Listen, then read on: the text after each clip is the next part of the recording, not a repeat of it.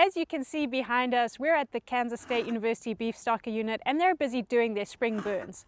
A question I get from producers often is, what time of year is the best to burn if I'm looking to control ticks and flies? So what we do know is that for both of these species, both ticks and flies, burning can significantly reduce your number of ectoparasites. They're slightly different, so I'm going to deal with them separately. So when we are looking at our horn flies specifically, previous patch burning studies showed that there was a 40% reduction in your number of flies with burning. So which season should I burn in then if I want to get this great advantage of burning? Studies we undertook last year in 2023 right here showed that cattle grazed on spring burnt pastures had lower hornfly burdens, especially at the beginning of the season. It evened out towards the end of the season, but our spring burn grazed cattle had significantly higher weight gains. And this is because of that constant parasitism from the hornflies removing the blood from the animal.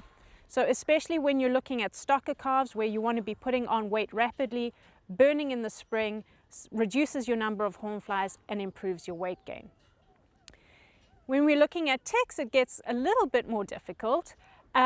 Ticks, again, we found fewer numbers of ticks in pastures that were burnt in the spring.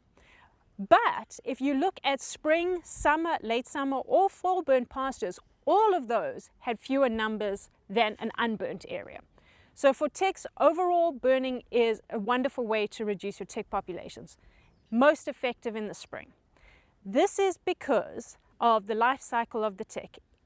Ticks spend the winter period hiding in the leaf litter where they're protected, they're insulated, and then they wait for the temperature to increase and daylight hours to be right, and then they come out of this overwintering period and they find a host. In the spring, what we're really trying to do is burn the grass, burn that leaf litter before it's warm enough that the ticks come out and find an animal host. So how do you know where a tick hotspot is? How do you know where you should be paying special attention and focus? Follow us and we'll go show you one of these prime tick habitats.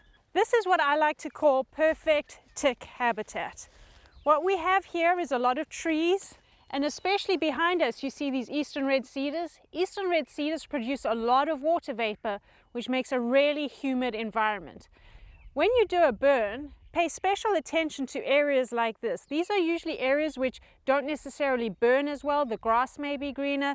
Where our ticks are they're actually in this leaf litter right here. So they're hiding out here in the dry, protected areas, especially around the bases of trees. And so if you don't get a burn that goes right into that area, you have a population of ticks that are just waiting for an animal. What do our animals do? They like to hang out when it's hot. They like to come in here. They like to rest in the shade of the trees, right where the ticks are. So this is really a hot spot for ticks. As much as burning will be great all around, if you don't pay special attention to these areas, you could burn and still have a significant tick problem. So keep an eye on all your treed, shrubbed, wet, moist areas when you're doing a burn.